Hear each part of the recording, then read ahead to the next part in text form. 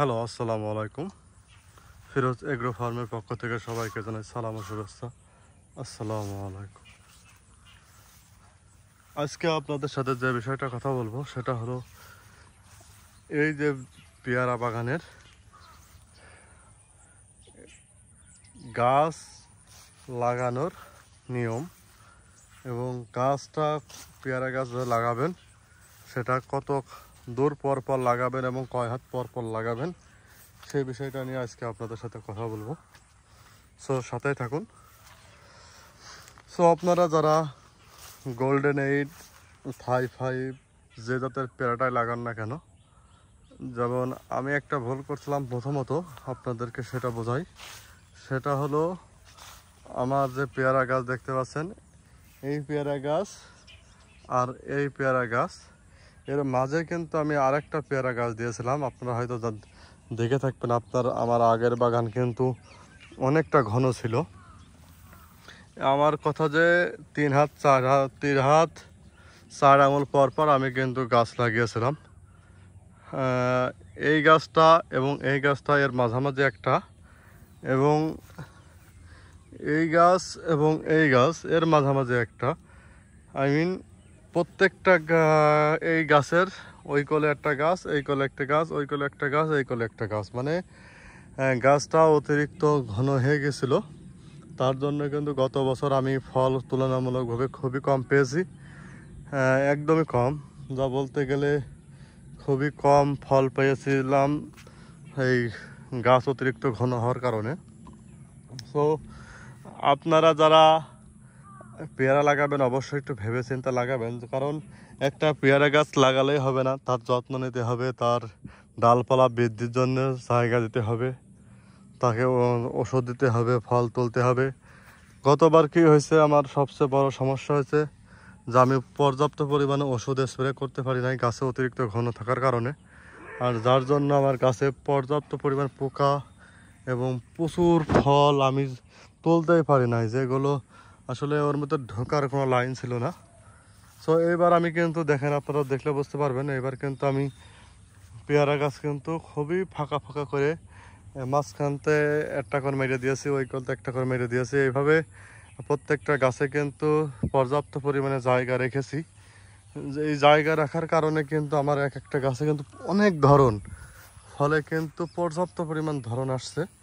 আপনারা দেখলে বুঝতে পারবেন, গাছ কিন্তু ভেঙে, কেবল কয়েকদিন আগে গাছ বাঁধেছি, গাছ কিন্তু ভেঙে পড়ে যাচ্ছে। এগুলোকে সব আবার ছটা করে দিতে হবে। আমি ইনশাল্লাহ ছটা করে আপনাদের দেখাবো ছটা কীভাবে দিবেন। ছটা করে করে দেওয়া লাগবে, তাছাড়া কিন্তু এই গাছ কিন্তু ঠেকানো যাবে না। দেখেন আমি কিন্তু ফাঁকা করে দিয়েছি, এখন চলাচল করতে, ওষুধ স্প্রে করতে কোনোটাই কিন্তু আমার সমস্যা হচ্ছে না। আপনারা এই ভুলটা করবেন না, যেমন আমি করছিলাম। আমি 3 হাত 4 আঙুল পর পর দিয়েছি, পরে যে মেরে দেওয়ার পরে আমার প্রায় এক একটা গাছ 7 হাত পর পর হয়ে গেছে, এটা আবার অতিরিক্ত ফাঁকা। আপনারা কি করতে পারেন, যারা পেয়ারা গাছ লাগাবেন তাদেরকে আমি একটা সাজেশন দিতে পারি। আপনারা লাগানোর সময় অবশ্যই অ্যাটলিস্ট 5 হাত ফাঁকা, মানে একটা গাছ থেকে আর একটা গাছের দূরত্ব 5 হাত মিনিমাম ফাঁকা করে দিবেন, দিয়ে লাগাবেন। সেক্ষেত্রে কিন্তু আপনাদের একটা গাছের সাথে আর একটা গাছের সংযোগ হবে না, এবং ওষুধ স্প্রে করতে, ফল তুলতে, সব রকম দিক থেকে কিন্তু আপনাদের সুবিধা পাবেন।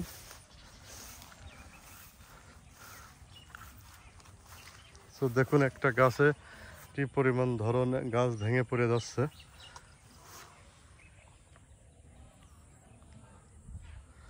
আপনারা মিনিমাম একটা গাছ থেকে আর একটা গাছ 5 হাত পর পর লাগাবেন। সেক্ষেত্রে আপনাদের ওষুধ দেওয়া, স্প্রে করা, প্রয়োজনে আপনারা ভিতর থেকে টেলার দিয়ে চার্জ দিতে পারবেন। সব দিক থেকে কিন্তু আপনাদের সুবিধা হবে।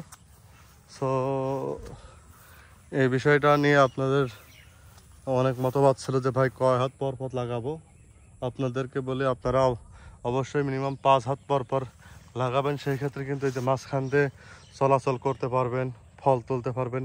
এই গাছগুলো কিন্তু কয়েকদিন আগে কাটা হয়েছে, হার্ডপোনিং করার পরে যে এই যে এইরকম হয়েছে, মানে আরও ঝাপালো হয়ে 2 কোলের গাছ কিন্তু ভিতরে চলে আসবে।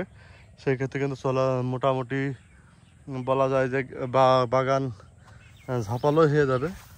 তাই অতিরিক্ত ঘন করবেন না, আবার অতিরিক্ত পাতলাও করবেন না, সেক্ষেত্রে ফল কম পাবেন।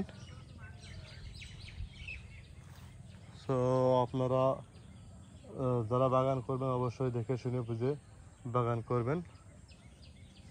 ভালো থাকবেন, সুস্থ থাকবেন। পরবর্তীতে নতুন কোনো ভিডিও নিয়ে আপনাদেরকে আবার জানাবো। আর আপনাদেরকে কারো কিছু জানা থাকলে অবশ্যই কমেন্ট বক্সে জানাবেন, আমি চেষ্টা করবো আপনাদেরকে সেই বিষয়টা নিয়ে মন্তব্য প্রকাশ করার। আসসালামু আলাইকুম রহমতুল্লাহ। অবশ্যই আমার ফেসবুক পেজ এবং আমার ইউটিউব চ্যানেলটা সাবস্ক্রাইব করে রাখবেন। ফেসবুক পেজটা লাইক কমেন্ট ফলো দিয়ে রাখবেন, পাশে থাকবেন অবশ্যই। ইনশাল্লাহ আবারও দেখা হবে। Bye bye.